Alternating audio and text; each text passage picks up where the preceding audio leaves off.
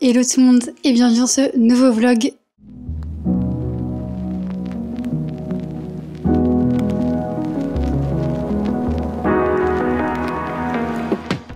Je suis contente de vous retrouver. Je ne sais absolument pas où on va avec ce vlog. Comme à chaque fois, je suis quelqu'un de très spontané. J'ai envie de filmer, je filme. J'ai eu un mois d'octobre détestable. Parce que oui, je vous ai même pas dit, on est le 8 novembre. Et mon mois d'octobre a été chiant à l'excès. J'avais tenté de vous faire un vlog pour vous en parler, mais quand je vous dis que le mois d'octobre s'est mal passé, j'ai perdu tous les fichiers du vlog. Ça a commencé avec la présence de mythes alimentaires dans nos placards. Je pense qu'on en a eu dans un paquet de farine. J'étais dévastée, vraiment, j'étais dégoûtée. Dégoûtée, c'est le terme, vraiment, les insectes et tout, ça me... Je sais que c'est pas dégoûtant en soi, les insectes, mais ça me répugne. Vraiment, ça me répugne, je ne peux pas. Et du coup, mythe alimentaire, qu'est-ce que ça veut dire? Ça veut dire qu'il faut vider tous les placards, regarder où il y en a, jeter. On a jeté je sais pas combien de bouffe. Et en fait, le problème des mythes, c'est que ça se reproduit super vite, ça reproduit, ça pond beaucoup d'œufs et tout. Enfin, c'est super chiant, faut trouver les nids en fait. Et donc, le premier soir, je devais aller au sport, j'y ai pas été puisque fallait s'occuper des mythes, donc on a vidé tous les placards avec Robin et je les nettoyais à fond. Et le lendemain, je vois qu'il y a des mythes dans le placard dans lequel on range les assiettes et les couverts. Donc ça a aucun sens, il n'y a pas de nourriture dans ce placard. À ce moment-là, je commence un peu à paniquer et à me dire c'est foutu, j'y arriverai pas. Donc je vide ce placard-là et le troisième placard dans lequel il y a encore de la nourriture. Et je vois que vraiment il y a des mythes partout. Donc je vide tout, je nettoie tout, mais de fond en comble. Je jette un max de trucs. Je nettoie même les couverts, les assiettes, tout y passe. Je re-range tout. Je déplace même les meubles pour nettoyer derrière les meubles, au cas où. Pendant, je sais pas, une semaine et demie, peut-être 2 semaines, on a toujours des mythes. C'est infernal, ça s'arrête pas. J'achète des pièges pour les mythes qu'on met dans les placards. Il y en a quand même, il y en a encore qui reviennent. Je passe mon temps à vider les placards et à les nettoyer au vinaigre à 14 degrés, vraiment vinaigre ménager. Rien n'y fait. Et un jour, je ne sais pas pourquoi, elle décide de migrer à la salle de bain. Donc il y en a plus à la cuisine, plus une seule à la cuisine. Faut dire qu'entre temps on n'a pas racheté de trucs genre farine, poudre d'amandes, céréales et tout ça, on rachetait pas. On s'est dit tant qu'il y en a, on n'achète pas ces trucs-là. Alors oui, à la salle de bain, il y a nos poubelles, puisque la cuisine est très petite et la salle de bain est gigantesque. Du coup, on a mis les poubelles alimentaires à la salle de bain. Cet appartement vraiment est très très très mal agencé, vraiment. Ma mère me dit peut-être que c'est à cause des poubelles, sauf que pendant tout le temps où les mythes étaient là, elles étaient à la salle de bain, j'ai jeté 3 fois les poubelles.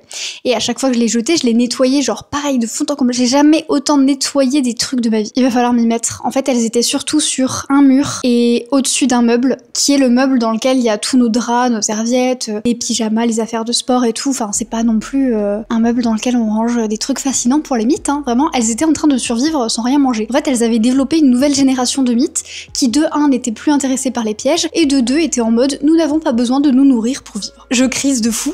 Et un jour, je prends mon courage à 2 mains, je déplace ce meuble qui est quand même assez costaud, assez... il est pas tellement lourd, mais il est gros. Et je nettoie de fond en comble derrière le sol, les murs, le meuble en lui-même et tout.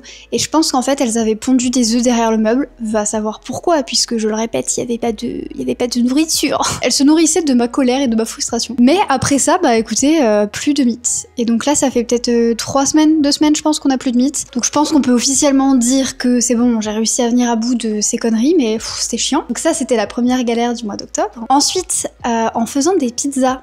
Alors bien sûr, je n'ai pas fait la pâte à pizza moi-même, j'ai acheté la pâte à pizza dans le commerce, puisque de 1, il y avait une promo, et de 2, j'avais envie de manger des pizzas, mais comme je vous l'ai dit, j'achetais pas de farine. Donc j'achète les pizzas, je prépare les 2 pizzas, je mets la première dans le four. Là, je sens une odeur étrange. Je me baisse pour mettre la deuxième dans le four, une flamme gigantesque, grande comme ça, qui est en train de lécher le bord du four. Et en fait, le papier cuisson, je pense, a touché la résistance et a pris feu. Ça prend super vite feu, du papier cuisson. Donc c'est hyper intimidant. La pizza, rien du tout, hein. Elle vit sa best life en mode je suis cuite au feu de bois. Moi je panique. Qu'est-ce que je fais dans ce moment-là? J'éteins la lumière de la cuisine. Donc là il y a une flamme dans le four et j'éteins la lumière de la cuisine. Ça n'a aucun sens. Quand je raconte aux gens, les gens me disent c'était pour mieux voir la flamme. Yes. Donc là j'appelle Robin en mode Robin, il y a le feu, Robin, il y a le feu. Il quitte sa game puisque le mec est en train de jouer en ligne. Donc désolé pour lui. C'est fou parce que quand je suis seule, quand il est pas là, j'arrive à gérer les situations de crise mais super bien. Et quand Robin est là, je suis en mode freeze. Donc je m'assois par terre et j'attends qu'il vienne. Robin arrive, il règle le problème et tout, il est aussi un peu paniqué, mais bref, l'homme de la situation finalement. Les pizzas vont bien, le four va bien, plus de peur que de mal on va dire, mais ça m'a saoulée. Ensuite, mon chargeur d'ordinateur qui décide de ne plus fonctionner. Je cours en acheter un à la Fnac, ils n'ont pas ce que je veux. J'ai dû en acheter un sur internet, du coup j'ai dû attendre une semaine qu'il arrive, donc une semaine pendant laquelle je pouvais pas faire mon montage, je pouvais pas avancer sur mes différents projets parce que tout ce que je fais est sur ordinateur, donc j'étais super frustrée. Ensuite, je filme un vlog, les fichiers, je les supprime par mégarde, je ne sais pas, enfin bref, vraiment je vous jure, c'était cata sur cata ce mois d'octobre. Il y a quand même eu des trucs positifs dans le mois. Déjà, je suis pas mal sortie avec des copains. Je suis allée à Europa Park aussi avec une de mes meilleures copines. Avec son travail, ils avaient des places moins chères. Donc c'était aussi une très belle journée. Donc il y a quand même eu du positif. Niveau lecture, je vais vous montrer. À la base, je voulais pas trop vlogger cette lecture parce que je me suis dit elle est pas hyper automnale. Peut-être que si. C'est Awake in the Floating City de Susanna Kwan. C'est de la sci-fi. C'est de la science-fiction. Ça se passe dans les années 2050 si je dis pas de bêtises, et on suit Beau qui est jeune, elle a 30 ans, elle est à San Francisco, elle vit à San Francisco, et en fait la ville elle est submergée par les flots, il pleut tout le temps en continu depuis 7 ans. L'eau elle a ravagé quand même pas mal de structures, il y a la plupart de la population qui a fui ailleurs, et elle reste parce que elle a perdu sa mère un jour de grande tempête et elle est persuadée que sa mère est encore quelque part et qu'il faut qu'elle la trouve. Donc elle a du mal à quitter cet endroit. Et puis un jour il y a une vieille dame qui vit dans son immeuble qui va lui demander de l'aide puisque cette vieille dame elle a 130 ans. Et ça va donner à notre protagoniste une raison de rester et une raison de se lever le matin et de se sentir utile. J'aime beaucoup le contexte un peu catastrophique de montée des eaux, pluie continue, etc. Là, j'ai un week-end un peu chargé qui m'attend, mine de rien, mais je suis super contente de ma productivité, qui est assez folle puisque toute la semaine, j'ai un peu traîné les pieds et tout. Mais ce matin, j'ai réussi à terminer une vidéo que j'ai postée. C'est un jeu Switch, un livre. C'est assez cool comme concept. Si jamais, n'hésitez pas à aller voir. Je pense pas que je sois la première à le faire. Vraiment pas du tout. Ça m'a plu de faire ça parce que je joue pas mal à la Switch, mine de rien. N'hésitez pas à aller voir. Je me suis donné du mal. Et ensuite, j'ai rangé l'appart, mais de fond en comble, puisqu'il y a une de mes meilleures copines qui vient cet après-midi. Et mercredi, il se passe un truc. Je vous en dis pas plus parce que je suis trop bavarde. Je vous retrouve très vite. Je pense que dans ce vlog, ça va être lecture, petit contenu automnal. Vraiment un vlog pas prise de tête.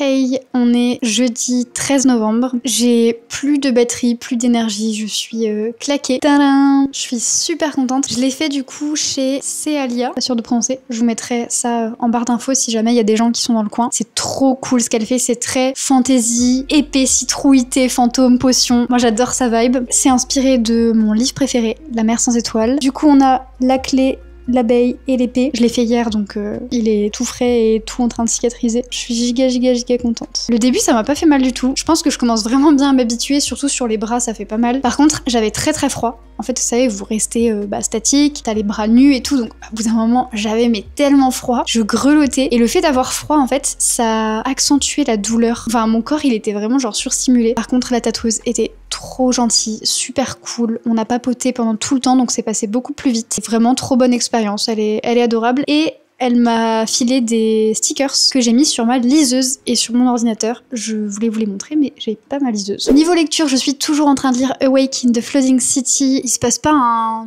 max de trucs. C'est très genre, on suit la vie des deux personnages dans cette vie catastrophée par le réchauffement climatique. Donc il y a des trucs positifs, il y a des trucs un peu plus, ça fait peur, c'est anxiogène et tout. Il y a pas mal de moments aussi où l'un des deux personnages, celle qui a 130 ans, elle raconte un peu sa vie, donc il y a aussi beaucoup de choses historiques. Donc c'est intéressant aussi historiquement, mais j'ai l'impression que c'est un livre qu'on savoure plutôt sur le long terme que genre vite. Ensuite, cet après-midi, je vais boire un verre avec une copine. Donc je suis assez contente, c'est une copine que je me suis fait il y a pas longtemps et que je vois pas non plus tous les 4 matins, donc c'est bien de créer du lien, de rencontrer des nouvelles personnes et tout. Par contre, comme je vous ai dit, je suis à plat, mes batteries sociales sont à plat de ouf. J'essaye de me reposer. Mardi, je me suis reposée de fou. C'était trop bien, ça m'a fait un bien fou. J'ai passé ma journée devant YouTube en pyjama. Et le soir, on a été ramener le chat de ma mère chez ma mère. Donc c'est bien, c'est un stress en moins parce que vraiment les deux chats, ça foutait un bordel monstre. Et le mercredi, en soi, j'avais juste le tatouage à faire. Ça a été, mais c'est super fatigant de se faire tatouer. Je sais pas si certains d'entre vous se sont déjà fait tatouer. Est-ce que vous trouvez ça fatigant aussi ou pas? Le corps, il utilise beaucoup d'énergie pour résister à la douleur. Je suis rentrée, mais à 20h, j'étais en train de limite de pioncer là, c'était fou.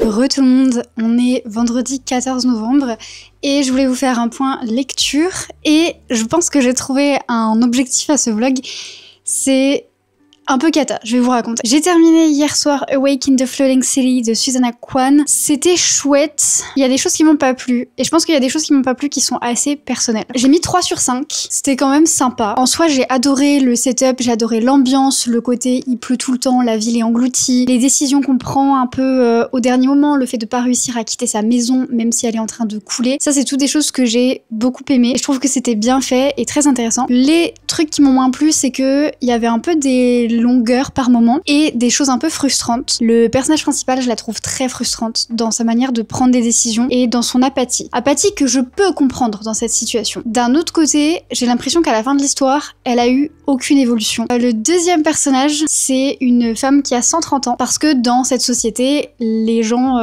vivent plus longtemps, ce qui est un peu catastrophique puisque la planète est dans un état catastrophique. Et cette mamie qui a 130 ans, pareil, je trouve qu'elle a pas d'évolution particulière, elle a un sale caractère, en même temps c'est normal, elle est vieille. Je pense qu'il est temps que je vous avoue quelque chose, mais j'ai beaucoup de mal avec les personnes âgées. Et c'est pas grave, vraiment c'est pas grave. Il y a des gens qui aiment pas les bébés, il y a des gens qui aiment pas les animaux, il y a des gens qui sont pas à l'aise avec les adolescents. Moi je suis pas à l'aise avec les personnes âgées. À côté de ça, je suis un vrai petit cœur avec les enfants, je suis un vrai petit cœur avec les animaux, même si j'ai un peu peur de certains animaux. Je vous l'avoue, c'est mon secret. J'avais besoin de vous avouer ce secret parce que ce personnage de 130 ans, j'ai zéro affect avec elle. Et il y a plein de comportements qui étaient hyper excusés, voire validés en mode oh là là, quelle sagesse, tu as 130 ans. Non, à un moment donné, c'est pas parce que t'as 130 ans qu'il faut te comporter comme une grosse conne, en fait. Tu peux dire désolé. Ouais, spoiler alert, on peut dire désolé même passé 50 ans.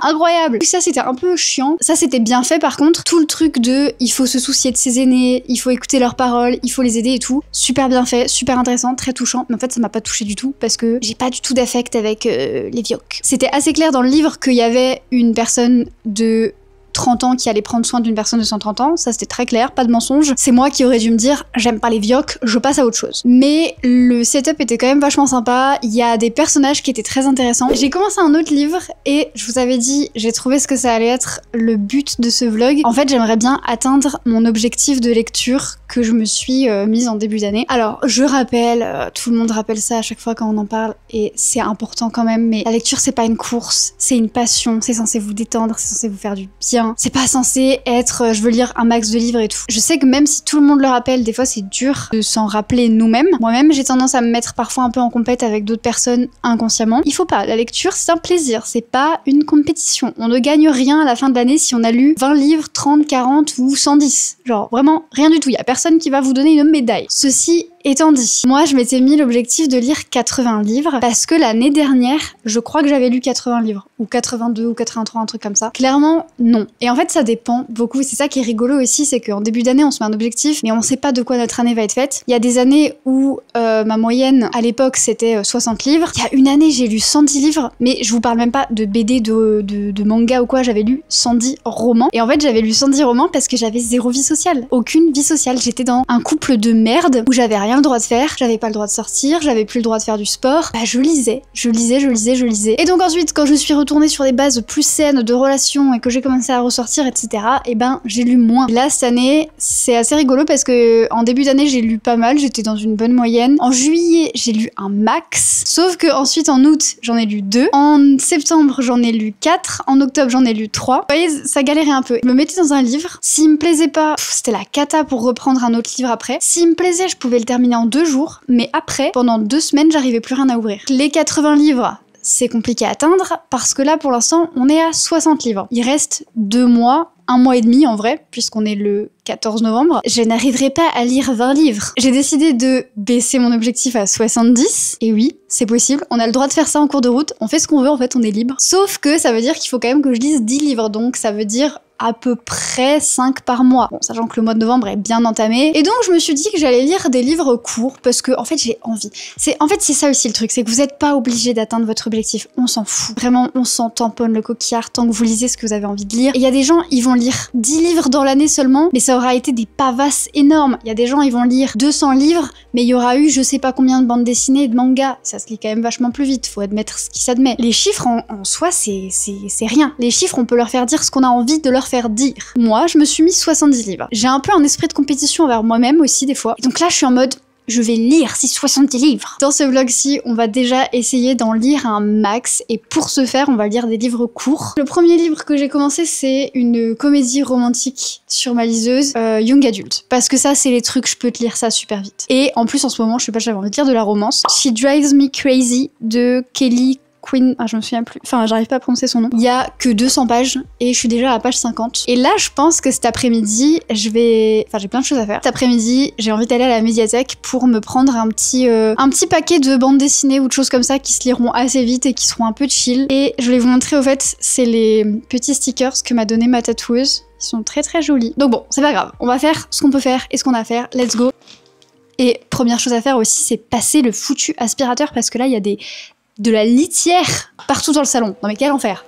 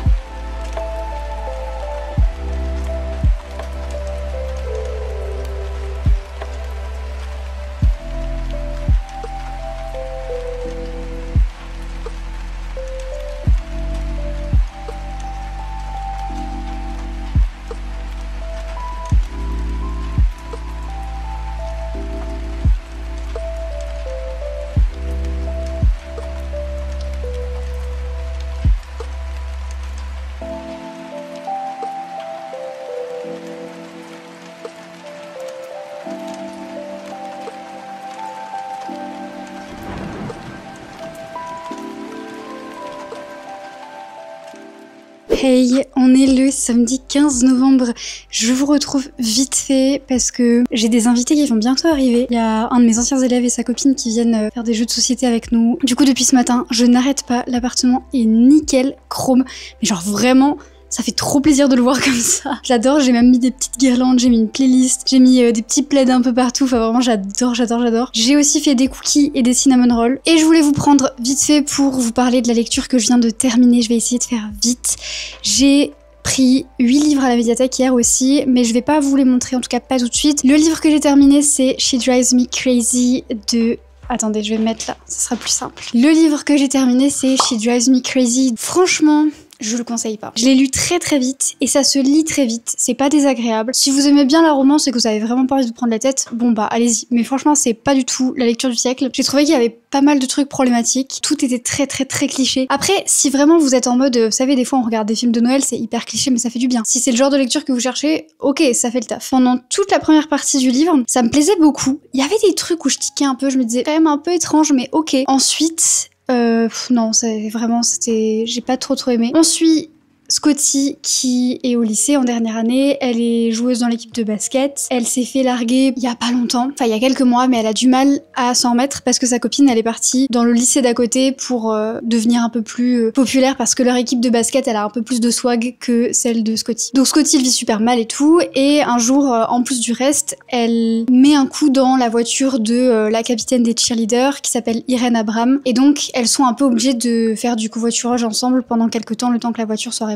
Avec ce covoiturage arrive une attention redoublée sur Scotty, sur son équipe de basket, sauf que ensuite elle entend Irène qui dit oh là là j'ai pas de quoi payer le truc de l'assurance de l'accident de blablabla, et je veux aller dans cette fac de cheerleader mais ma mère veut pas, et en plus du coup je dois avoir une bourse mais je l'aurai pas. Et Scotty elle a une idée, déjà elle découvre que Irène aime les meufs à ce moment là, et donc Scotty lui dit j'ai trop une idée, viens on fait semblant de date, je te rembourse le truc en échange, donc c'était $1000 un truc comme ça, et tu fais semblant de sortir avec moi. Que notre équipe de basket elle ait un peu plus de swag et que les gens soient en mode oh là là tu sors avec la cheerleader trop stylé, on va venir voir tes matchs, et pour que son ex soit jalouse. Déjà là ça me gêne un peu parce que primo, genre tu payes quelqu'un pour être ton copain ou ta copine. Bon, après soit. Ensuite Irène elle a pas fait son coming out à l'école, ça veut dire je te paye pour que tu fasses, enfin coming out un peu forcé, et on sent que l'autrice elle tire un peu en mode t'es sûr que je te force pas? Mais non tu me forces pas. Un peu. Moi on me file 1000 balles alors que je suis en galère de thunes, oui, je vais dire oui, mais est-ce que c'est un vrai oui? Encore une fois, c'est la question du consentement. Est-ce que le consentement, c'est juste dire oui, ou est-ce que c'est aussi prendre en compte les conditions? Ça, déjà, ça me fait un peu tiquer, mais je me dis, c'est pas grave. Ensuite, Irène, elle est d'origine indienne. Une fois, j'avais entendu quelqu'un, une personne racisée, le dire, et j'avais pas compris c'était quoi le problème à ce moment-là, parce que je m'étais pas rendu compte. Une personne racisée sur Insta qui disait, c'est quand même dommage de foutre des personnages de couleur si c'est pour juste leur mettre la peau de couleur et pas avoir le bagage culturel qui va avec. Parce que en gros, ça c'est tout aussi raciste que de pas mettre de personnage de couleur. Si c'est juste pour avoir le side caractère qui est noir ou un asiatique dans le lot ou je sais pas quoi, et zéro bagage culturel, on sait pas trop. Voilà. Et moi je m'étais dit, bah quand même, c'est quand même des personnages racisés, c'est important et tout. Le personnage d'Irène, elle est donc d'origine indienne, zéro calculé. C'est dit, allez, 2 fois en mode haha, je viens de là. Ah, ses grands-parents étaient un couple d'Indiens. Et après, il y a plus rien. Il y a un moment donné, elle dit, parce que c'est ça aussi, c'est que elle explique comme quoi ça lui pose problème parfois de devoir se faire sa place en tant que cheerleader indienne. Mais à aucun moment on la voit galérer pour ça. On a des preuves de ça et sa culture indienne ne rentre jamais en facteur dans sa scolarité, dans qui elle est, dans sa manière d'être cheerleader, dans sa manière d'être mise de côté parce qu'elle est cheerleader, ou enfin parce qu'elle est cheerleader et indienne, mais en fait c'est problématique juste parce que l'autrice a décidé que ça le serait, mais qu'elle avait aucune idée de ce que ça impliquait d'être indien. Je sais pas si vous voyez ce que je veux dire, et je me sens pas légitime d'en parler en étant blanche, mais ça, je sais pas, ça m'a tiqué quand même. Ouais, il y avait trucs un peu toxiques sur trucs un peu toxiques, trucs clichés sur trucs clichés. En soi c'était pas désagréable comme lecture, genre vraiment au début ça m'a, je sais pas, ça m'a tenue, j'étais en mode oh ça se lit vite, ça se lit bien, c'est cool, mais franchement c'était quand même un peu gênant, un peu problématique. En tout cas c'était un livre que je voulais lire. C'est fait, c'est lu, c'est très bien, on passe à autre chose. Là, je pense que ce soir, je serai peut-être un peu fatiguée pour lire. Ça dépend à quelle heure les invités s'en vont et tout, mais je pense que je serai un peu claquée.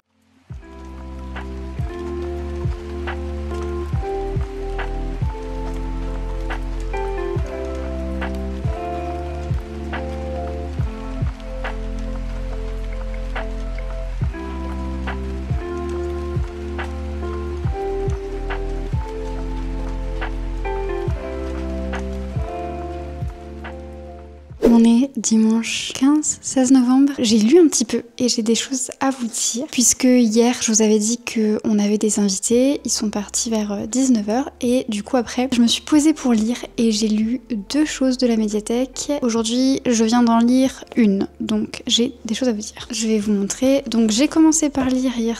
Il y a un code couleur un peu, vous allez voir. Enraciné de Anouk et Pauline Delabroix-Allard, je ne sais pas comment prononcer le nom, Delabroix. C'est dans la collection Iconopop de l'Iconoclaste. Anouk et Pauline sont sœurs et elles ont 8 ans d'écart et elles s'écrivent des poèmes. J'ai adoré. La moitié de ce que j'ai emprunté à la médiathèque, je l'ai pris vraiment parce que je cherchais des livres courts et que le titre ou les images me plaisaient, mais j'ai vraiment lu aucun résumé, hein, on est bien d'accord. Donc c'est assez rigolo aussi d'avoir des petites surprises comme ça. J'ai adoré, j'ai mis 5 étoiles, j'ai trouvé ça super chouette. J'ai du mal à parler de poésie parce que pour moi c'est vraiment un feeling, genre est-ce que je l'ai senti ou pas. J'ai fait des études de lettres, donc je sais que la poésie, il y a plus que juste un feeling, c'est aussi est-ce que tel truc c'est bien écrit, est-ce que ça fonctionne ou pas. En tout cas, quand j'en parle, je trouve que c'est très subjectif et je sais que c'est ça pour tous les livres, mais je peux pas vous dire le plot était bien, les persos étaient bien développés et tout, donc j'ai du mal à parler de poésie. Mais c'était vraiment chouette. De toute façon, moi, vous me mettez un truc avec des sœurs dedans et c'est bon, je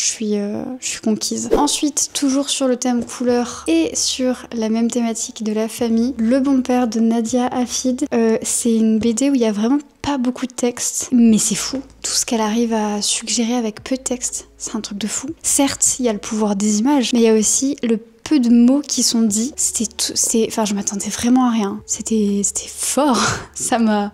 Et moi, je m'attendais à un truc sur un père absent. Et c'est vrai qu'au début, on a cette image du père absent, mais c'est fou parce que l'autrice et l'illustratrice, Nadia Hafid, elle arrive en même temps à nous parler de ce père qui est absent dans la famille, en même temps à ce qu'on comprenne le fait que le père, il vivait mal des trucs aussi et qu'il allait pas bien et que c'était pas un choix pour lui d'être absent dans cette famille. C'est fou, c'est absolument fou. Ensuite, on continue à suivre le code couleur, mais pas vraiment, puisque de Imazango, Ce pays dans mes veines, qui est pareil de la poésie. Et celui-là, pour le coup, j'ai lu quelques poèmes et ensuite j'ai laissé de côté. Comme je vous disais tout à l'heure, pour moi, la poésie, c'est très subjectif et c'est très personnel et tout. Et je trouve des fois, il y a des choses, elles vont nous parler et des fois pas du tout. Et là, la poésie ne me parlait pas, j'arrivais pas... C'est même pas le thème qui me parlait pas parce que le thème, pour le coup, avait l'air de beaucoup m'intéresser. Mais la manière d'écrire, j'arrivais pas à accroché. Je l'ai complètement laissé de côté et c'est pas grave. En plus, c'est ça qui est pratique quand on emprunte à la médiathèque, c'est qu'on n'a pas à se stresser de mince, je l'ai payé. Et enfin, le dernier que j'ai lu en date, pour l'instant, je viens absolument de le finir, c'est Princesse de Kay O'Neill. Donc c'est une bande dessinée, c'était dans le rayon jeunesse, c'est plutôt jeunesse. En fait, quand je l'ai commencé, je me suis dit, oh, ça casse pas trois pattes à un canard, c'est mime, c'est tout doux et tout, mais c'est pas, voilà, c'est pas la lecture du siècle. Et je l'ai fini, j'avais des petites larmichettes aux yeux, c'est hyper doux, franchement, Kay O'Neill, c'est toujours, mais alors toujours une bonne découverte. Cette auteurice, je l'adore. Et les dessins, en plus, vraiment, les dessins de Kay O'Neill, c'est quelque chose, c'est doux, c'est beau, c'est magique, c'est réconfortant, incroyable. Et donc dans cette bande dessinée, elle casse beaucoup les clichés de genre et c'était vraiment hyper chouette comme lecture. Il me reste, j'avais dit que je vous montrerais les livres que quand je les aurais terminés, mais parce que je pense que je vais peut-être arrêter le vlog ce soir, comme ça je peux commencer à le monter. J'arriverai pas à lire tout aujourd'hui, c'est sûr. Je vais essayer de lire encore un ou deux trucs que j'ai empruntés à la médiathèque aujourd'hui. Et le premier étant La Fée et la Jardinière de Rija Brejo et Joe White. Je l'avais vu pas mal passer en librairie à un moment donné. Pareil, les couleurs, les dessins et tout, ça a l'air assez cute. Et j'ai d'autres choses, je vais vous montrer. De Jim Bishop, Mon ami Pierrot. J'en avais entendu parler sur la chaîne de Rendez-vous ASMR quand elle fait ses favoris de saison. Celui-là, je l'avais noté parce que j'aimais bien l'ambiance et tout, c'est super beau. Virginia Woolf, parce que j'aime bien en apprendre plus sur des femmes. Et Virginia Woolf, je la connais pas du tout. Je crois que j'avais essayé de lire quand j'étais au lycée. Je sais plus c'est quoi le nom de ce livre, avec un phare. Un phare ou la mer ou je sais plus, mais je me souviens vraiment pas du titre. Et par contre, c'est Une chambre à soi que j'aimerais beaucoup découvrir. Mais voilà, je la connais assez peu finalement, cette autrice. Et un peu dans le même genre, je vous en ai parlé, je crois, dans ma vidéo de recommandation automnale, je crois. Mais Emily Dickinson, c'est aussi une figure dont j'aimerais savoir plus de choses. 3 choses qui me tentent pour ça. La première, c'est la série Dickinson dont je vous ai déjà parlé, qu'il faut absolument que je regarde. Elle a l'air super chouette, l'esthétique a l'air très belle et tout. La deuxième, c'est un roman qui s'appelle Les villes de papier, que m'a conseillé Amélie, justement parce que je lui avais parlé de Emily Dickinson et de la série et de cette envie de lire plus de choses sur des autrices, que ce soit des biographies ou des récits un peu plus romancés, fictionnels. Et la troisième, et ça fait 1 an que je veux mettre la main dessus, c'est rare que j'achète de la poésie. Donc je voulais emprunter Et donc là, je suis tombée à la médiathèque sur un recueil de Dickinson. Et c'est tout pour mes emprunts médiathèque. J'en ai déjà lu une bonne moitié, donc je suis contente. Je suis à 64 livres lus cette année pour mon objectif de 70. Donc on est vraiment pas mal, je suis contente. Ça m'a fait du bien là de me faire un petit week-end avec plein de petites lectures. Sur ce, je vais aller préparer de la pâte à pizza et après, soit je me remets à lire, soit je me fous devant des vidéos YouTube, je ne sais pas encore. Mais en tout cas, le truc cool, c'est que j'ai de quoi faire un bon petit goûter puisque j'ai des cinnamon rolls à ne plus savoir qu'en faire.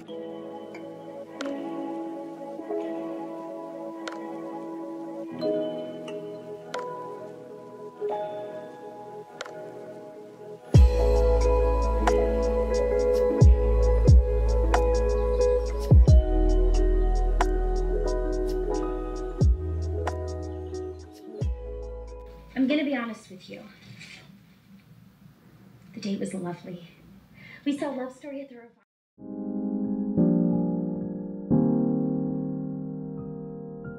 Revival.